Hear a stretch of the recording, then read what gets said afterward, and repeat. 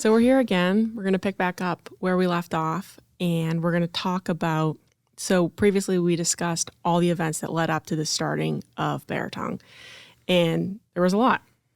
So we've made it to October of 2016 when the company officially started. So we talked a lot about all the struggles before we got there. Now we're actually in it. So Greg, we're in it. So we're in it, and we were talking last time about that Friday, right? I remember distinctly it was Friday. Right. So I worked pretty late that night, and we talked about the fact that I had packed a lunch. But Saturday, I worked all day Saturday.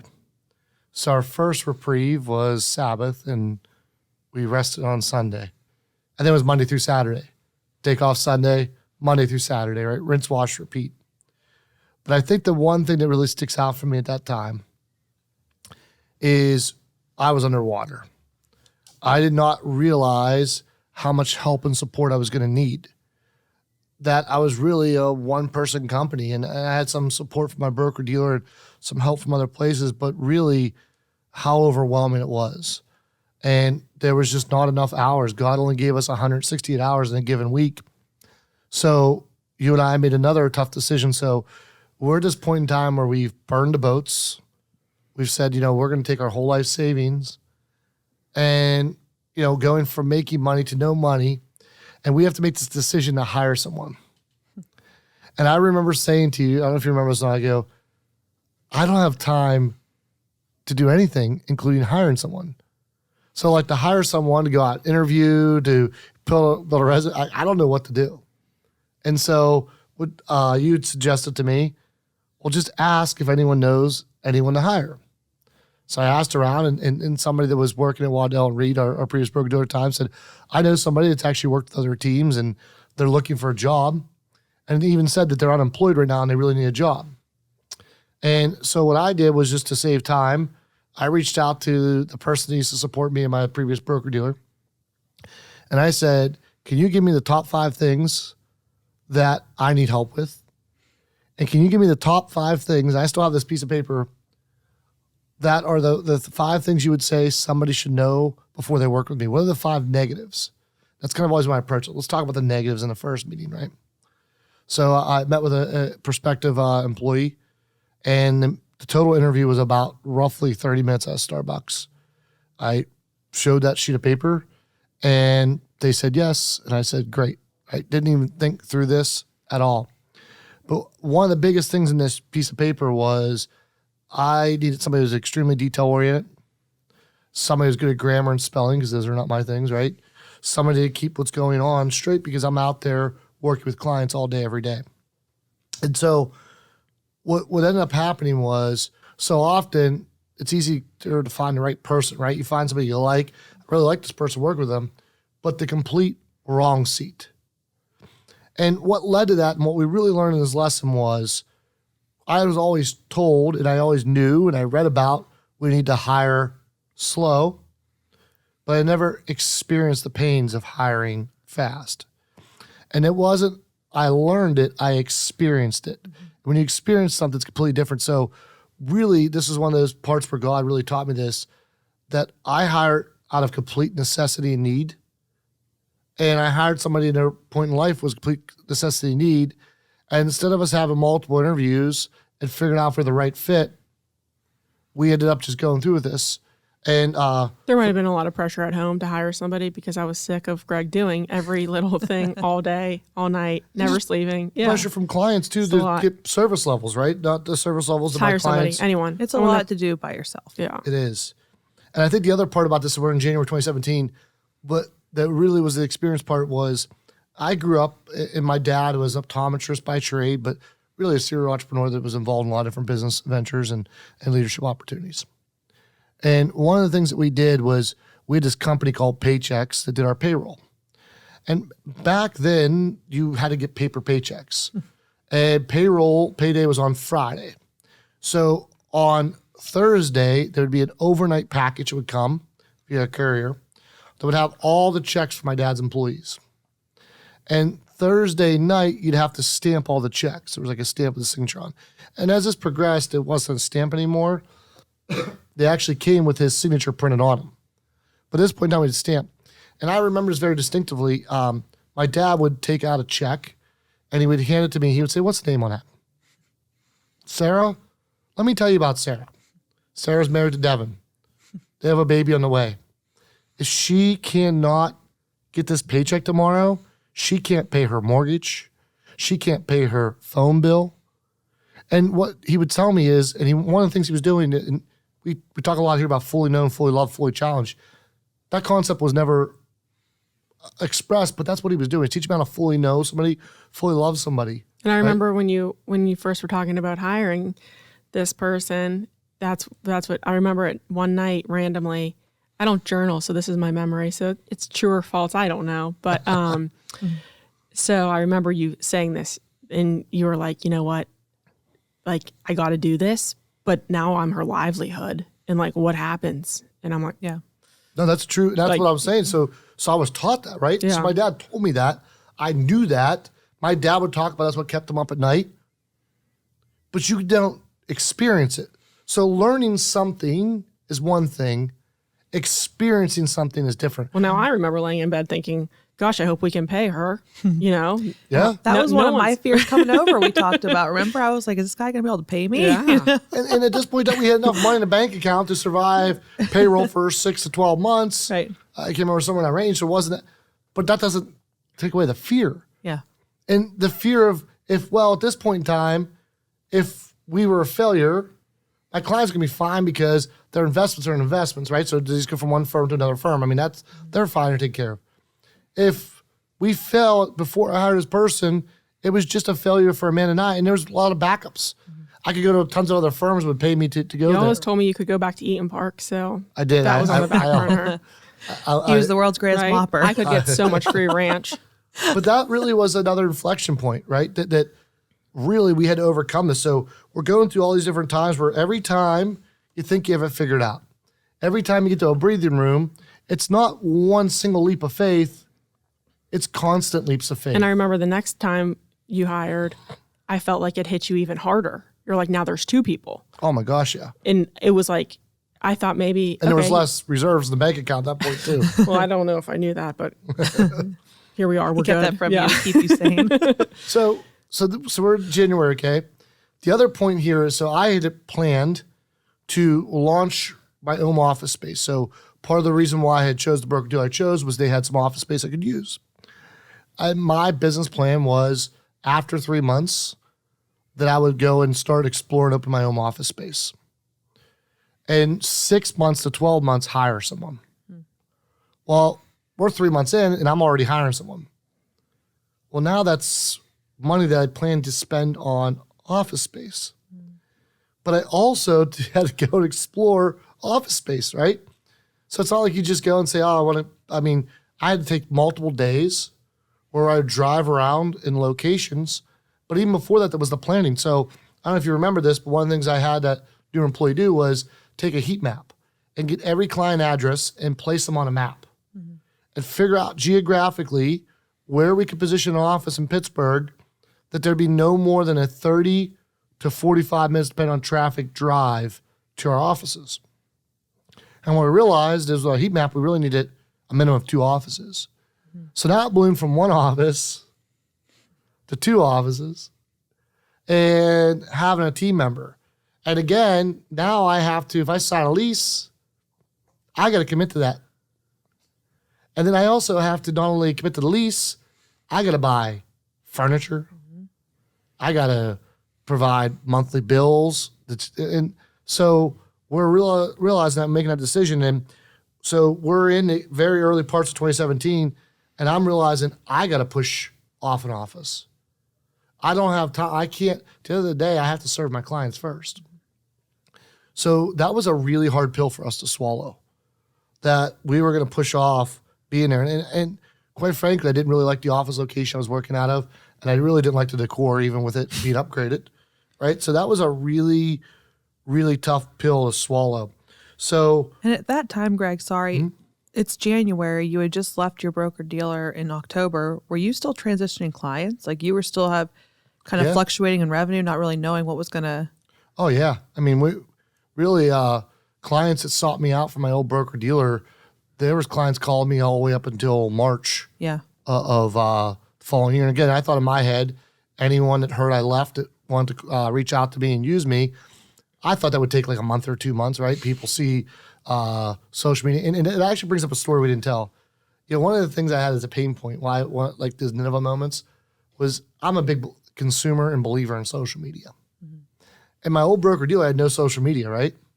So one of the reasons I thought this company could be successful is using social media. So that onpouring of people learning that I had left, right? Clients of mine walking the branch and saying, I want to talk to Greg. And they're like, well, Greg's not here. Or clients calling the office phone and being somebody else. Well, he's not here. And then dig and find my cell phone number. That really took me to about March. So I really didn't know if this business was going to be stabilized till about March. Yeah. And that's why that January made that a little more difficult.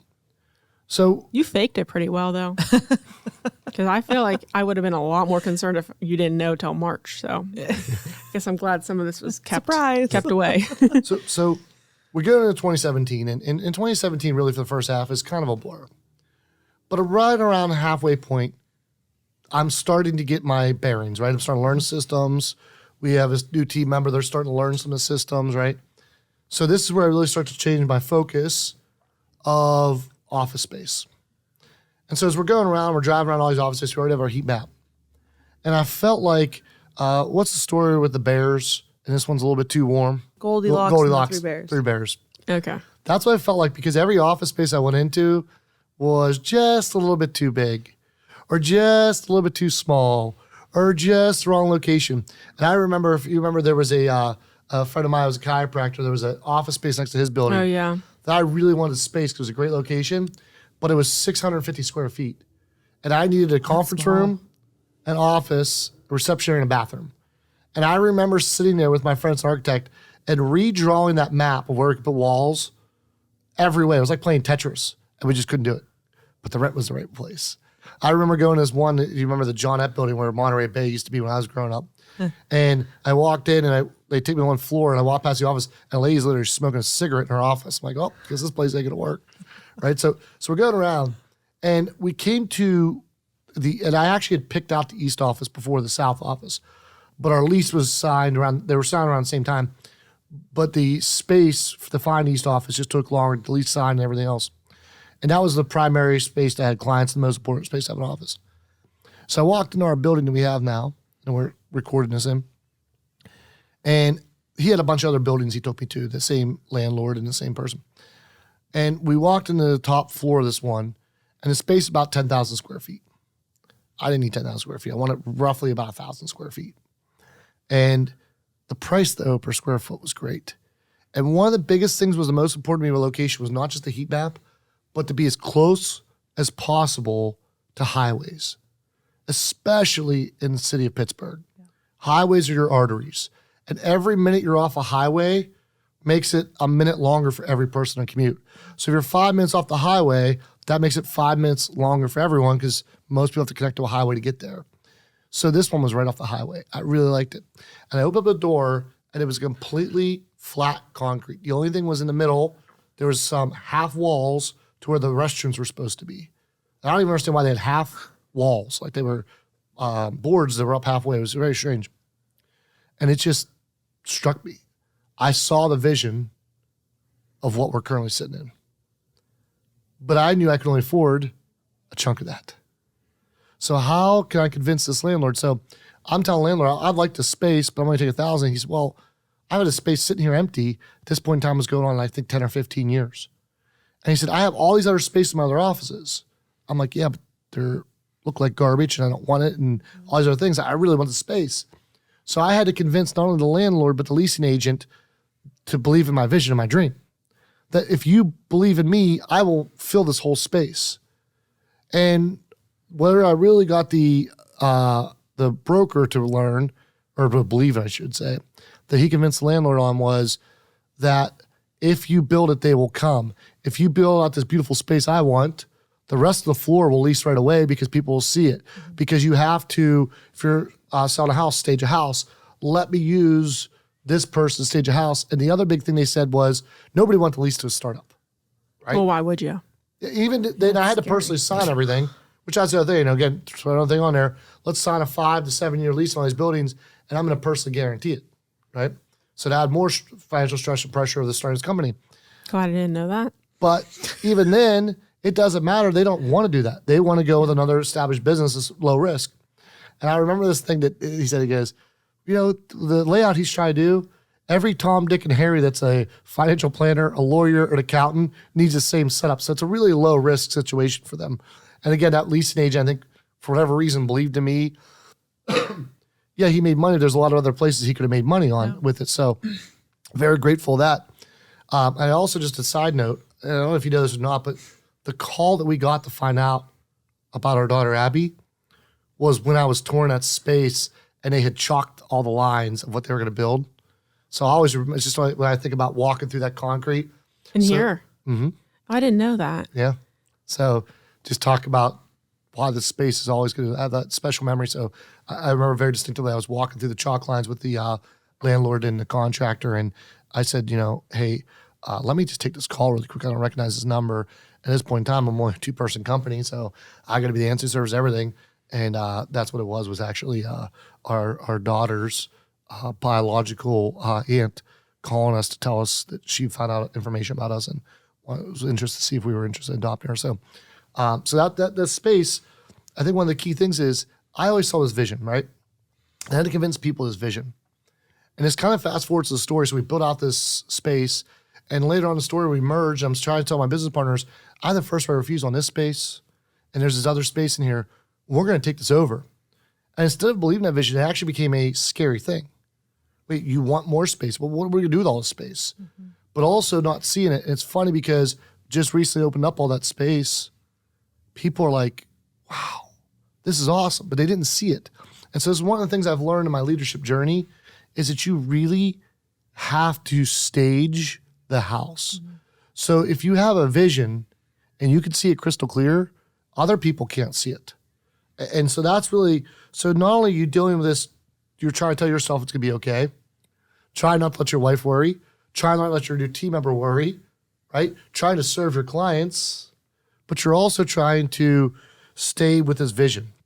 So this 2017 was really, when I look back on the Beratung story, the least eventful year. And at the time, I thought it was the hardest thing I've ever done in my life. And I look back, so I do a year-end report, and 2016, I said, this is the best year of my life.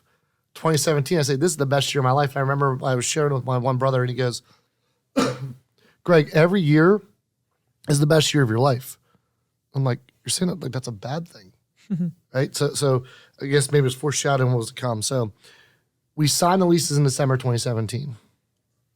So now I have 2 office spaces and a team member that I'm employing. And nobody else in my broker-dealer's revenue size, well, first off, nobody else in the region had more than one office. Yeah. Very few people had an office. But to have 2. And I remember like talking to other financial planners, like, why do you have 2 offices? Well, here's the reasons why. So we're at this point in time building a factory to get the orders because I believed not only that I would attract clients, that I would attract other financial planners, because you got to remember my Nineveh moments, and part of why I'm doing this is because I want to not just help clients, I want to help other financial planners. That's really that passion for me. Mm-hmm. So I had to build offices big enough, build a factory to get the orders. Now I had a business plan for this, but that business plan was at least one planner joining us by 2017. So we come to the end of 2017, I signed these leases. One was a 5-year, one was a 7-year lease. In February 2018, we opened up the South office. And just a quick side note story. So again, taking all this pressure, and I'm trying to get all the, figure out from not only sign a lease, but like what phone systems. So I'm meeting with different phone companies. What printers? I'm meeting with different printer companies, right? What color paints do you use? What floors, all that stuff. So the broker-dealer time had a discount with a company that I was already familiar with. My entire working career, I'd always worked with Ricoh printers, and I loved them. So I was like, I like Ricoh, and this was an unbelievable deal. It was cheaper than anything locally I'd get. So I signed up for it and talked to the Ricoh rep, and it was the week before the office was supposed to open, or excuse me, the day before the office was supposed to open, and they hadn't delivered yet. And I reached out to them and said, what's going on? They said, well, we didn't realize, we thought this was your broker dealer that was buying this. You're an independent contractor. We don't deal with companies below something ridiculous like 30 million in revenue or whatever it was. So I'm calling the broker dealer and they're like, we just signed this national contract. They're supposed to support you do this or they're going to lose our business. And I'm trying to argue this. And when I end up finding out, I need a printer. Like, Office opens tomorrow. Well, even especially nowadays, like how often we use a printer. But back then, everything was paper. Right, all my paper. clients, I couldn't do client paper without a printer. So I remember calling all the local vendors. I was like, if you can give me a printer in the next 24 hours, I'll use you. Yeah. And luckily, the local Xerox company not only did that, but they met the quote. But we ended up having a horrible experience with them, and we're actually counting down the days to our lease contract's over, right? Because the printer's horrible, the worst quality I've ever dealt with. And the company service is probably one of the worst companies I've ever dealt with in my entire career. But at that point in time, their salespeople are great, and they got me a printer. They got you a printer. They got me a printer. And I just remember that, like, that was such a crisis. Like, we're talking about this, highlighting the key points, and it still sticks out. So February, we opened up this South office. Mm-hmm. And then April, we opened up this East office, right? And we're going through this. And as I'm doing this and we're using the systems, I'm running into tech stack issues. Or in other words, the technology packages we use, the things we use. So I was using a CRM called Smart Office. And Smart Office, I had some familiarity with because when I started out in the profession, I started on the life insurance side of the business. And Smart Office was made geared for financial planners and financial advisors that were also life insurance agents. And so I had a lot of life insurance tools in it. But it was also included in my basic tech package of my broker dealer. So why pay extra money at this point in time? It was so horrible. It was causing me so many problems. I couldn't pull lists. I couldn't do some of the basic systems I wanted to do. So I wanted to switch CRM. So I started studying when we chose our current CRM. And even though it was a free option for me to transition, because to get their data, it charged me like $1,500. I remember being so mad about this. Mm-hmm. I'm like, I don't even have that much data, right? And I just have a fundamental problem. Like if you leave somebody, and it's a Excel spreadsheet. It wasn't like it takes them a lot of time to do. Yeah. It's on the other end when the new person has a lot of work. So we were looking and contemplating switches vendor, and we wanted to do training. So I was going to pay money to bring the new vendor in to do training, right? So we're somewhere in the spring of 2018. And this is where we start to get to a really big inflection point. So at this point in time, I get to attend the Broker Dealers Conference in San Diego. I was actually asked to speak there, which was kind of a cool little thing. It's like, okay, maybe this is working out. People recognize this. And still in the back of my mind, I'm like, my business plan was to have financial advisors join my team by 2017. And we're in 2018. And we're in 2018. Yeah, I built a factory. We're the orders, right? So I'm out there and on the flight out to San Diego. I don't know anyone in this broker dealer company. And about halfway through the flight to San Diego, there's an older couple sitting next to me, and I'm looking through something on a computer or whatever it is, and she taps me on the shoulders. Then she goes, I see on something there, it says Waddell and Reed. Are you going to the conference in San Diego? I said, I am. Are you? We are. So we start talking, and honestly, I'm not good at names. So at this point in time, I have no recollection of this couple, who they are.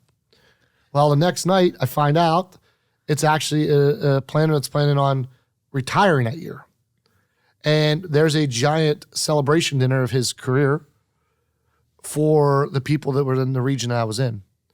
And so I'm like, did we just talk on the plane? Mm-hmm. And then his son was there. And so we started talking, and at this point in time, and if you know anything about me, I'm going to ask, I like to be a sponge. And I think every person's like water, and they have information.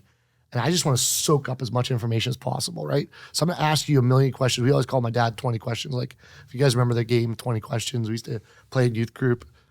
And when I was like, Dad, I don't have time for 20 questions. For me, it's probably 100 questions, right? It's a lot, yeah. So I find out this guy works right down the road from me, has his own business, and uses Redtail. And I'm switching to Redtail, so it's like game over, right? So I'm like to him and his wife, like, we're going to become best friends tonight. And next thing you know, we end up going out, and we actually ended up at a bar that part of Top Gun was filmed at. And somebody said, like, we were like, hey, let's go eat. And we had a few drinks, let's go eat. Well, there's a bar that Top Gun was filmed at. I was like, Done.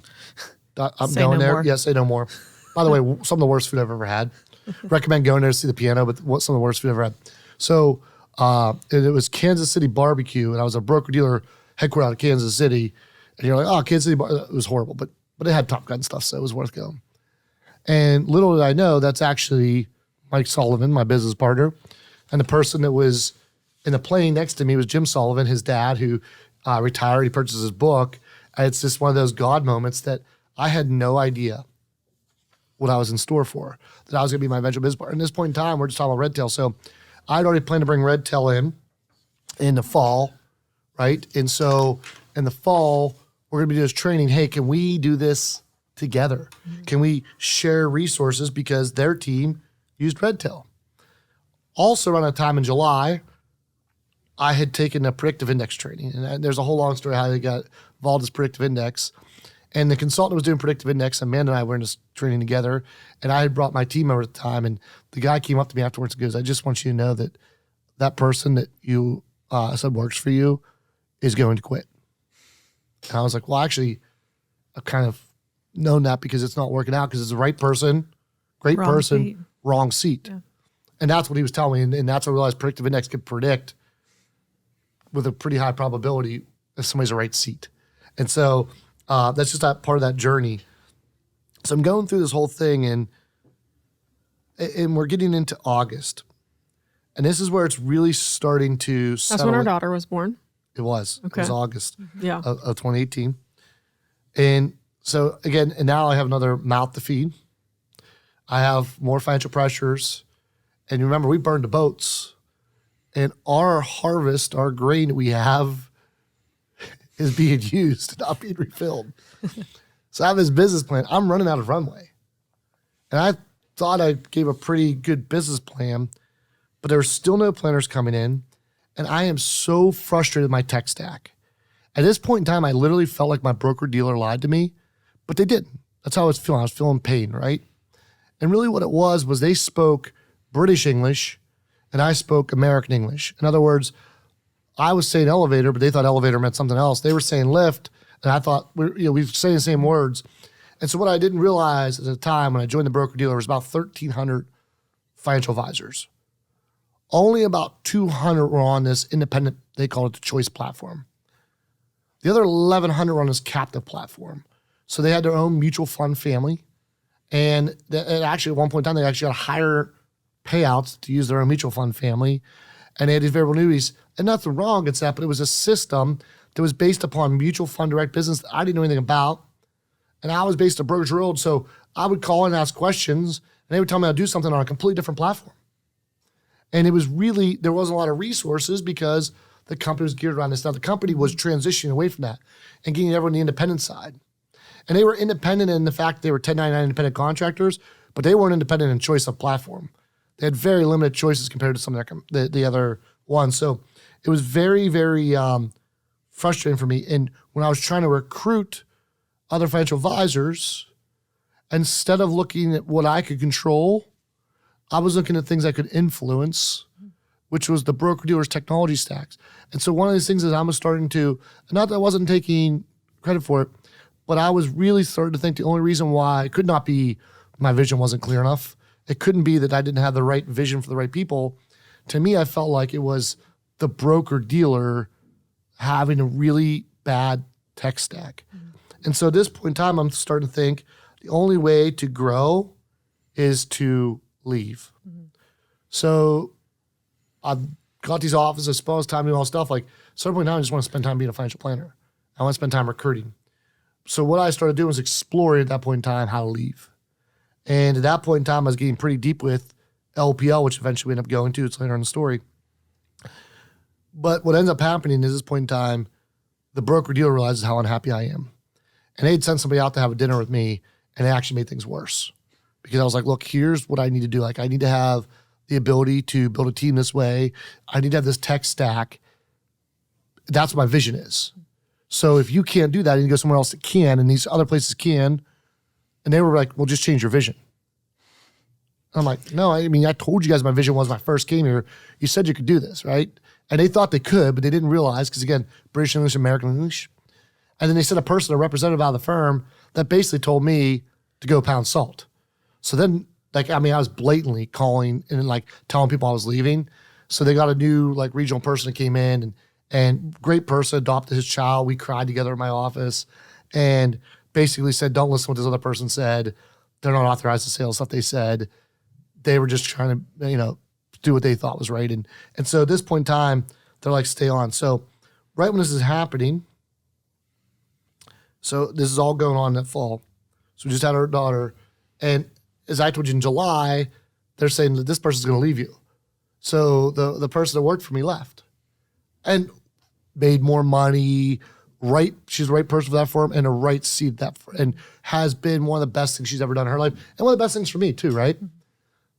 But now I'm back to doing everything, answering all the calls, doing everything myself. So I said, Amanda, look, I need you to come work for me.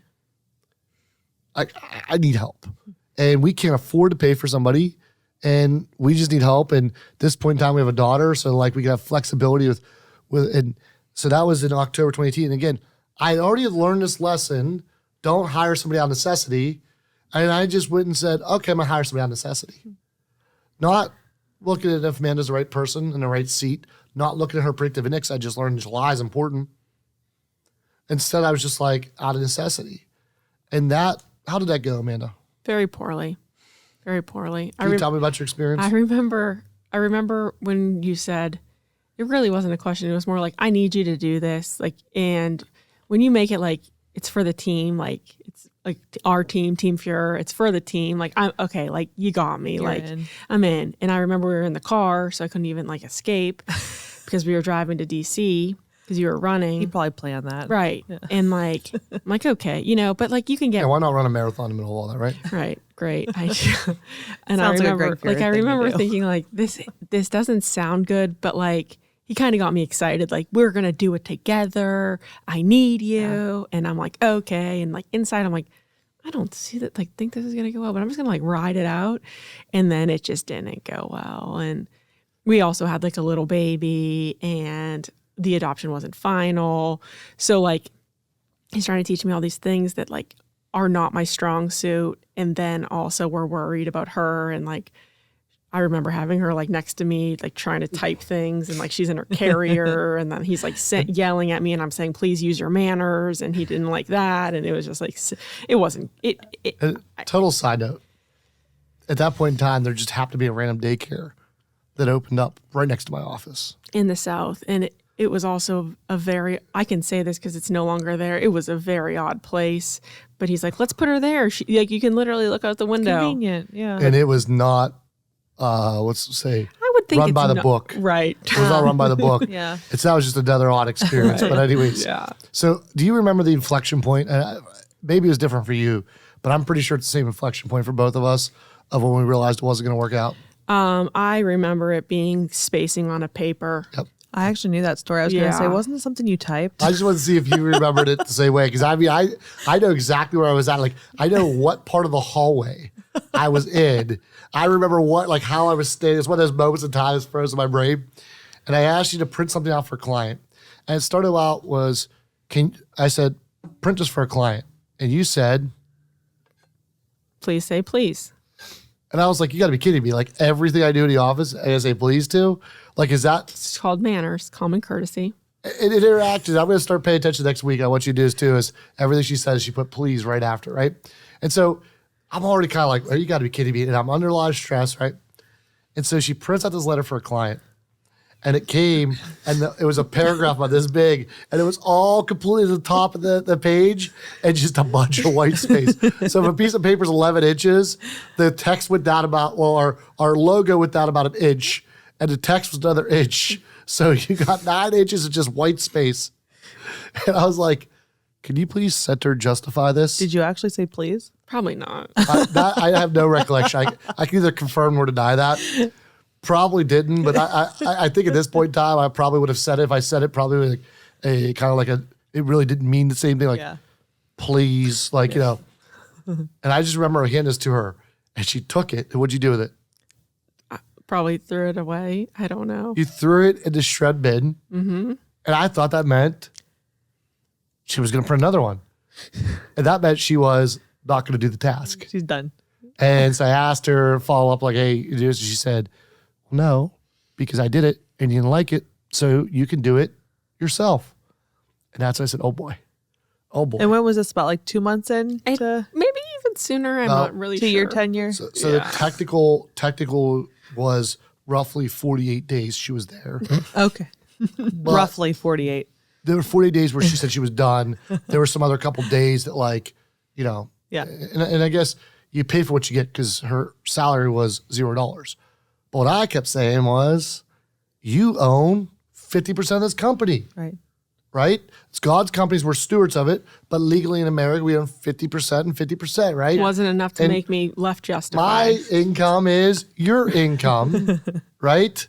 And so, and by the way, to be in full transparency, I was paying myself less than what I was paying a previous employee. Like, I was paying myself nothing. It was part of this whole thing was, let's live off our savings, right? Let's pay ourselves next to nothing. So we're at this point in time, and we know I need help. For our marriage to last, I cannot, for me to serve my clients, well, I need somebody else. There's no possible way I can do this. So we decided to start hiring. At this point in time, I am very clear on what. You're going to hire slow. I'm going to hire slow. You're going to follow what The process. predictive index says. Yes. And so we go out and we do a bunch of these interviews, and I've been like, we're going to interview as many people as it takes to get the right person. And the man was like, she gave me this okay, like, I wish I could perfectly mimic you when you said this, but it was an okay that was like, I'm going to say this to placate you so you stop, but I am literally not agreeing with you. So it's agreeing in theory, not in actual agreements. And she believed, don't get me wrong, you believed you could convince me to hire somebody faster. Maybe. I mean, you do things really slow. Like when reflecting on like our previous conversation, I was like, that was so long it took to even start the company. Like, holy smokes, like, and I guess that's obviously a good thing because you can't just start a company overnight, but like, financial planner that does strategic planning?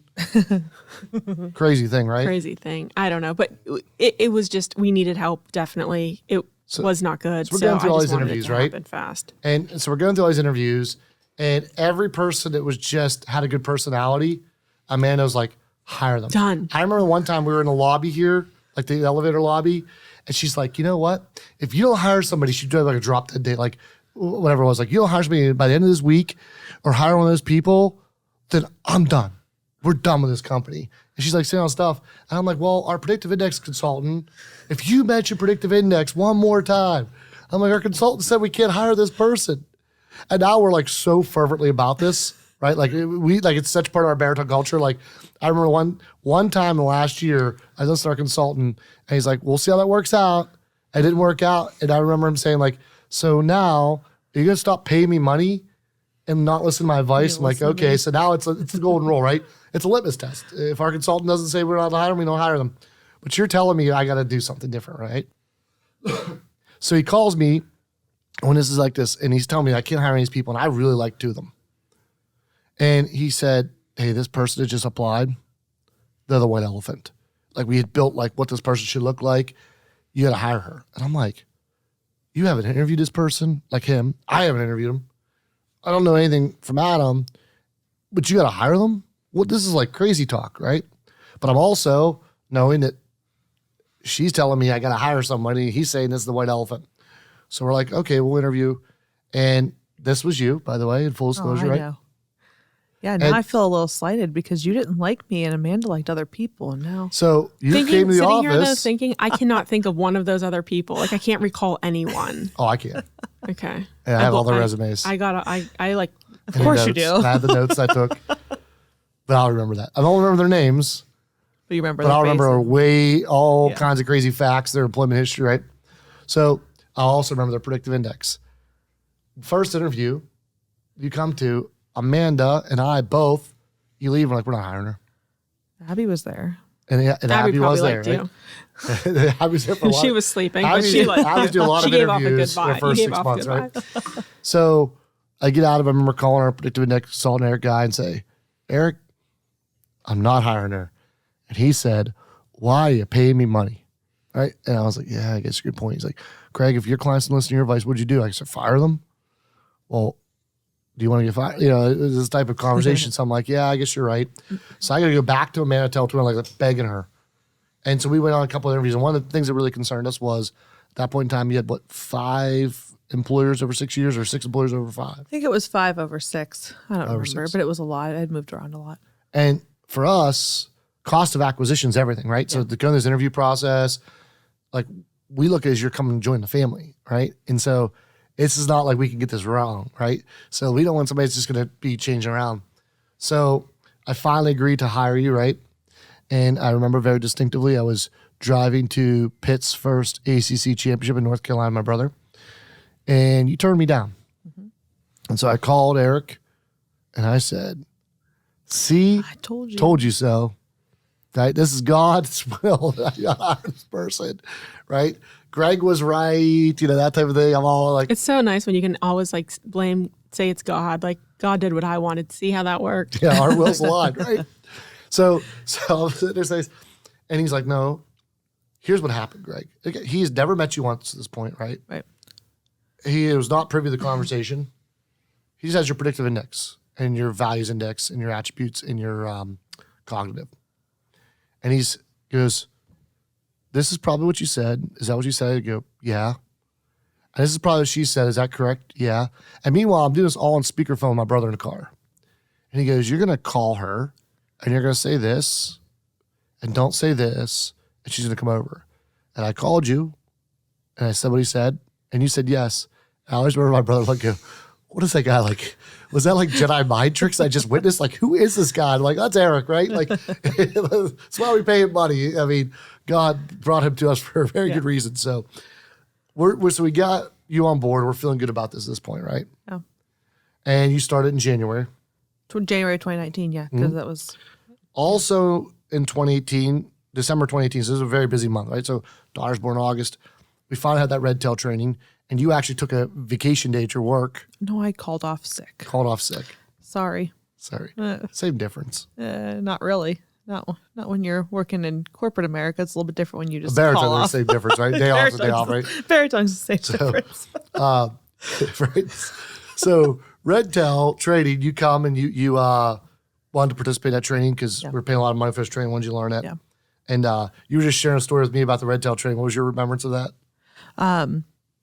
And I remember coming into the red tail training, and I had experienced red tail from a previous advisor that I had worked with, and so I was kind of familiar. But obviously, more training is always good. And I sat down, and Greg leans over and he goes, "Do you see those people right there?" And I should probably talk a little louder and make sure people can hear it. But he was whispering, and he said, "Do you see those 2 right there?" And I said, "Yeah." And he's like, "Those they're partners, and I've been talking with them about possibly merging together." And I was like, oh, okay, cool. And they had their team there. They only had a couple other people on their team at that time. There was 2 other. They were there. Everyone was there. Greg had brought everybody together for this red tail training. And so I was like, oh, okay. So while this is going on, so I'm starting to feel wins, right? Yeah. So I'm talking about merging with a larger team. I'm talking about bringing on a key employee. But also at this point in time, there was some change to our broker-dealer, and a lot of advisors had minimum revenue numbers. So they had to merge with larger teams or leave the firm. So another advisor was aligned in the same faith drive, and it made sense for him to come and join us. So we finally got our second advisor, right? So that was December of 2018. We have an advisor join. So now I'm starting to feel somewhat good about the runway, but I have very little left in the bank accounts, a lot less than what I want to have in the bank accounts, to where I'm going to have to start making changes. And the company is viable at this point, right? It's just the vision, right? So it's like stuff that I want to pay money for, stuff I want to do. I don't want to give up the vision, right? So to me, it's not about solvency at this point. It's about giving up what I feel called and led to do, right? So we're bringing ourselves into this, and we get into January 2019, you start. And at that point in time, we have agreed in theory to merge. And I think what's really kind of cool about this story or this time, one of the things I look back in is we're merging. And I'm sitting down talking to my now business partners, Mike and Jamie. And they're, at this point in time, business partners. We're not together. And I was like, look, guys, the only thing that matters is my brand, my vision, my mission, my core values. Everything else we'll figure out. Mm-hmm. As long as you guys agree to that. And I remember they didn't believe me in that. They're like, there has to be something else. I'm like, no. And they want to get in the weeds on things. I'm like, no, why get in the weeds? Because if we can't agree on these things, that I have control over those areas, we can't come together. Mm-hmm. And that was like a really strong disconnect. But as we start to really realize, hey, that they could agree to that, and we were really a great fit because they were on the other side of the broker-dealer to move over. They had a lot of revenue. They had systems. They had team members. I had this mission, vision, and values. I had the ability to use the systems on the other side, and it just really worked together in my business experience and background. So we decided to merge together. But while this is happening, Waddell and Reed, the broker-dealer at the time, starts to say, well, let's create this mega team. So they were one of the largest teams in the entire region. We're coming together, and they were trying to bring other people together with us to create this like mega team. And at one point in time, I think there was like 6 of us all together that were looking to come together. And I'm having all these meetings, and it was kind of exciting because this could be a lot of revenue. This could be grain to fill the coffers, right? And I'm at the end of the runway. And I start seeing big, like, if you give me these resources, what can I do with these resources? Maybe this vision can be bigger than this. But what I realized was, and this was a hard moment, and this is one of these inflection points, like a lesson, as we were coming together, and I was saying the same thing to these other people. So Mike, Jamie, and I had not merged together on paper yet, but we had agreed to it, handshake. So we're coming together as this unit to talk to these other people. And I'm like, well, the only thing that matters is the mission, vision, core values, and doing this process, right? This financial planning process. Well, yeah, I agree to that. So if you agree to that, you're going to change your process. No. And then we start talking about like some of the culture things I want to do, like the cigar smoker and Beratung University and office space and expenses. These people are like, no, I want to make more money. And so what we really realized was that what our broker dealer was trying to get us to come together was all around money. It wasn't around shared, I mean, we had shared values, honesty, integrity, things like that, but like shared core values, shared business model.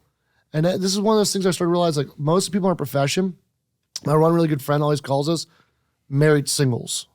You know, a bunch of people that act like they're married because they're under one roof, but they really all do their own separate business. And I feel like that's really what a lot of people aggregate.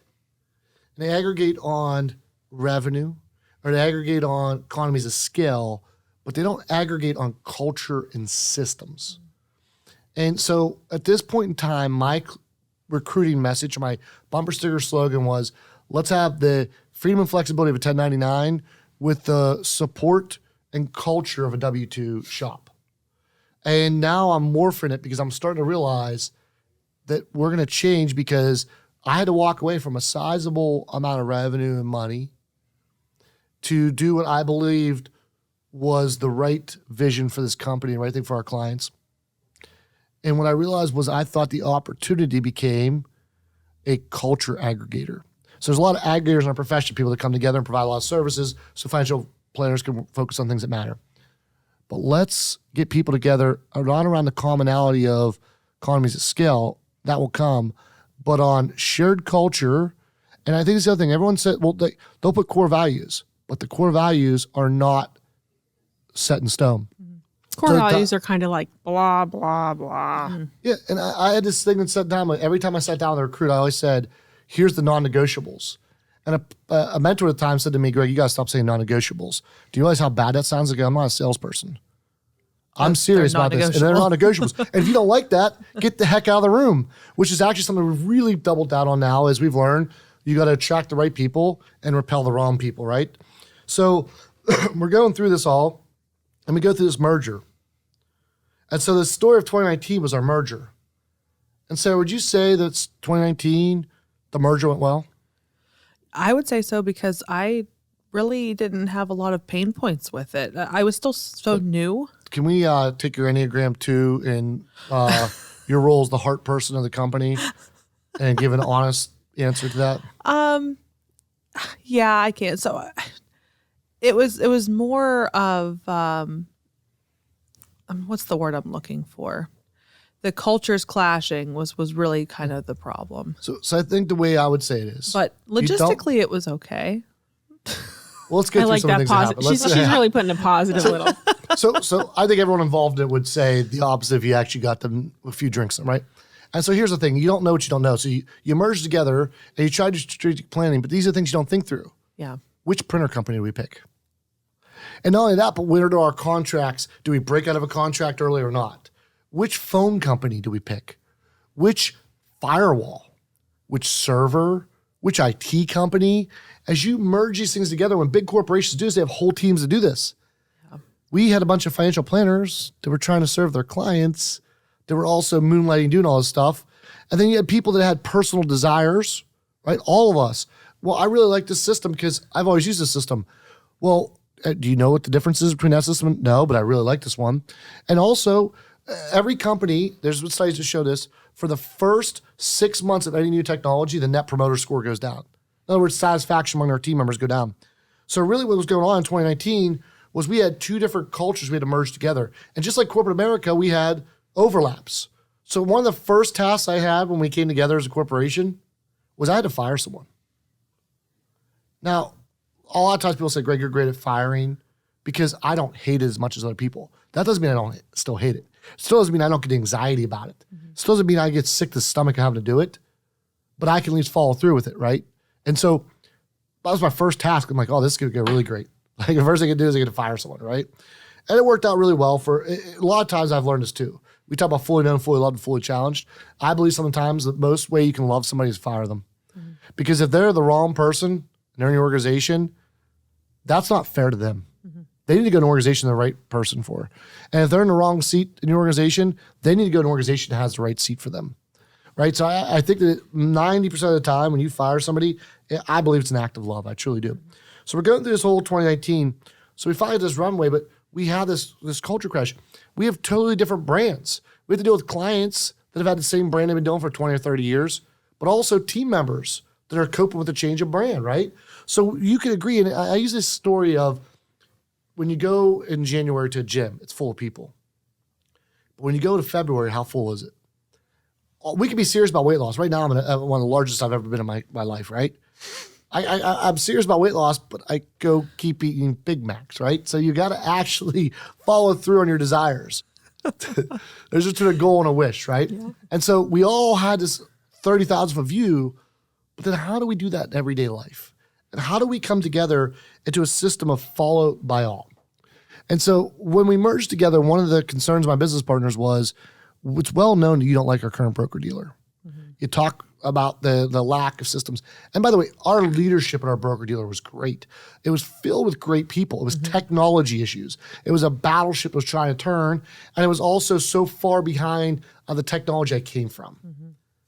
And so it wasn't, I had like an issue of that. It was an issue of connecting the system. So one of the things they wanted me to say was I wasn't planning on leaving the broker dealer. I was like, I wasn't. I really wasn't. Well, then what we learned in 2020, so we're now in 2019, right? So all 2019 was figuring out how to merge, right? Just accountants, lawyers, systems, right? Like how do you merge all these things together to create a unified business entity? So we get to 2020 and what we realized was the technology was getting worse and worse. And things they were promising us, because as we grew as an organization, you have more pain points, right? And when you have more pain points, the technology becomes even worse. Like, so one of the things we joked around was that time was KPIs and APIs. So KPIs are key performance indicators or got that one. numbers. I was just looking in general. It was not. And API. Well, there's a lot I don't. I know that one. Well, so API is how data feeds together, right? I don't know that one. Yes. So the KPIs and APIs is what we were looking for. So we needed systems that all talk together, right? That was really, really vitally important. And not only we need systems that all talk together, we needed performance reporting and understanding where we were at as a team. And we weren't getting that. And it was getting to the point, like as business partners, we're sitting down doing our strategic planning and we don't have numbers and data to make what we believe to be informed financial decisions. And so it got to the point where now it wasn't just me, my business partners are like, we got to leave. So now we just spent a whole year merging. Now we're going to spend time researching where we go. And that took up a lot of time. Yeah. And then on top of this, Mike's dad was very loyal to our old broker dealer, and we purchased his book and was still involved in some of the decision making at this point in time, was completely against us leaving. Mm-hmm. So we're going through this whole process, and we really felt convicted as a leadership team at that point in time to do this. And so we really spent a lot of time there in 2020 doing it. And so we made a line in the sand, and we said by a date in December, we were going to have a conversation with Jim and tell him we were leaving. And by January, we were going to make our choice. And do you remember what we had it narrowed down to by that point in time? Which broker dealers? Which we had three options. There was they were? three. I can't think of the name. There was one in Ohio. So we were going to do our OMRA and drop FINRA. And we were going to custody with Fidelity was option one. We narrowed it down to. Option two was we were going to go to LPL. Mm-hmm. And if we did LPL, we were going to be hybrid where we'd be our OMRA and keep them for a broker-dealer. Or we were going to do option three, and we were going to go with an aggregator called Stratos, which is a great company out in Ohio, right? That was the three options we had it broken down to. And it was really tough because there was pros and cons of all three of the options. And I honestly don't know which one was, at that point in time, leading my heart. I have very conflicting journal entries. It was like I was like schizophrenia back and forth. But what was really weighing on me was this conversation I'd have with Jim to explain it. And so that conversation with Jim was coming up on a Tuesday. The Wednesday prior, so 6 days prior, we got notice that Waddell & Reed was purchased by LPL. And so we keep saying this is God's story. We're characters in it, right? This is a story of God, right? Beratung is a story of God's plan. And I say God has a sense of humor. Because LPL keeps coming up with a story all the time. And I almost go over there. And Amanda, what was my reaction? Do you remember that day? I do. I was at work, no longer with you, clearly. And you called me and you said, go buy champagne. And you don't say that lightly. So that's something really, really big. And because my industry knowledge is limited, I didn't fully understand, but I know if he says get champagne and get good champagne, it's a big deal. And I came home and he seemed elated and like he was like, I cannot explain to you how big of a deal this is. And I'm like, all right, champagne, like we're good. So I can't say I fully understood what all it meant, but I knew it was really good. But you did just mention to me a week or two, maybe 3 weeks ago, some of that time frame. You actually, before we even did this, you looked back and said, now I actually understand you were probably, if anything, really not telling me how big it was. Right? You were underestimating how big it was. Right? What was your reaction to that? I'd love to hear your reaction to that.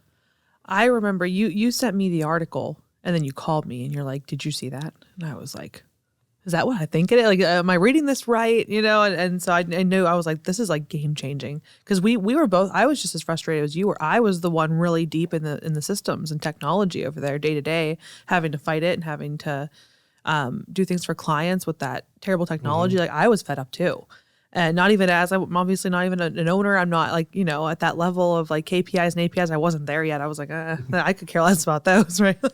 It was more like the technology side of things. So I was as frustrated as you were. And so when you're like, do you know what this means? Like, do you fully understand? And I was like, this is the greatest. It did two things. One, three things really. It took the decision away. Right. So it gave me time back in my calendar.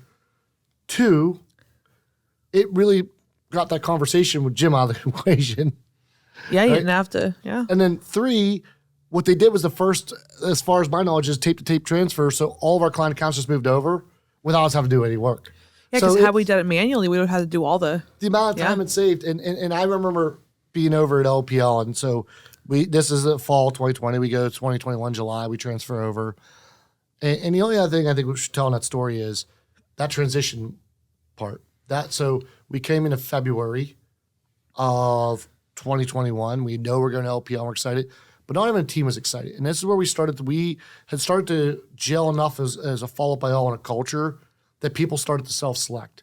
And we lost 3 FTEs, which is full-time equivalents, or if somebody works 40 hours a week, that's a full FTE. They work 20 hours a week, that's a half FTE. We lost 3 FTEs in 4 weeks. So we went into this transition because we can't rehire because we are going to be using new systems we don't know. So we actually went in this transition with a bare bones staff, which made it more difficult than it needed to be, right? Yeah, that was not a fun time. But it was good because I think it was the right team Yeah. to do that, the right transition at that time, right? So we got over to LPL, and I just remember this distinctly saying, I am home. Yeah. These are my people. They're the best I've seen out there. Yeah. And man, do we love it here. And not just the systems. Yeah. It's the top down from the leadership of, we are here to help empower you. They thank you for your business every time. It's a culture thing. But it's also the culture of the conferences we go to and the sharing of minds. And everyone doesn't view themselves as competitors. Mm-hmm. But I want to tell one last part of this story, and I think we should wrap it up. Because I think that, when we look at this story of Beratung, the journey of that, to me, is the starting point. Mm-hmm. And I really think, we kind of lead up this as July 2021. The rest of 2021 was a lot of pain points because everyone had to learn new systems. Everyone's starting over from scratch. And we're hiring and we're firing. We're doing a lot of turnover and change.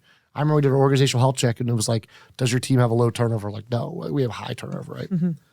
But we got into February of 2021 and there was multiple things that happened there. We had some things that were time sensitive for LPL that didn't get done. And I actually had the first time in my life, I had a panic attack. You remember that? I sure do. Right?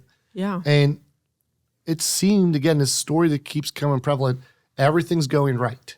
Then something out of my control happens. And there was a lot of things out of my control that happened that caused me to have a panic attack. And there's a series of things that happened right after that. And so this is right before Ash Wednesday. I had this panic attack and I don't know what to do. And the panic attack is really caused by a lot of things, but it's really that I can't see a way path forward to the 412 vision. There's too many things going wrong. Everything's collapsing. And so it's, as you get more successful in business, everyone says, look, what got you here won't get you there, right? As you continue to grow in success, the challenges don't stop. They just become actually bigger, a lot bigger. And the pressure becomes more, right? When you win a Super Bowl, the expectations are to win another Super Bowl. But if you've been losing for a long time, there's not an expectation to win a Super Bowl. It's just to get a winning season, right?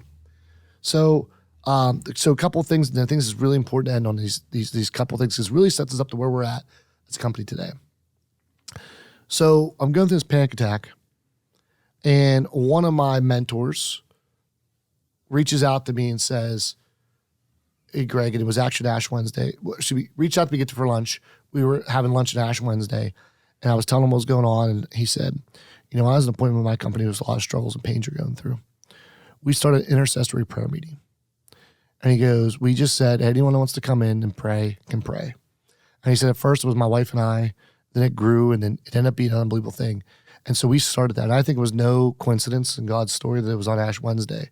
That was going in a system of a time and a season of repenting and a dark season, right? And you come out Easter and spring. And man, that changed everything. We had that intercessory prayer meeting. And not everyone participates. It's not a requirement, right? It's just a thing that we do as a leadership team. We say, we're going to pray. And we pray over our team. We pray over our clients. And we pray over our community. And we pray over our profession, right? And we're just saying God to intercess on our behalf. But another thing happens during this time period. As a mentor calls me, at that time I wasn't a mentor, right? I'm going to fast forward how this conversation happens, but essentially says two things to me. Do you remember what they are? Because this is a big inflection point for Beratung. No. It's changed everything. Greg, you have the worst business model I've ever heard of. Oh, yeah. And he said, he said to me, I'm not speaking to the third person. Greg, you create the best company for Greg Fuhrer, not the best company for Greg Fuhrer's vision. And now I start singing my love language, right?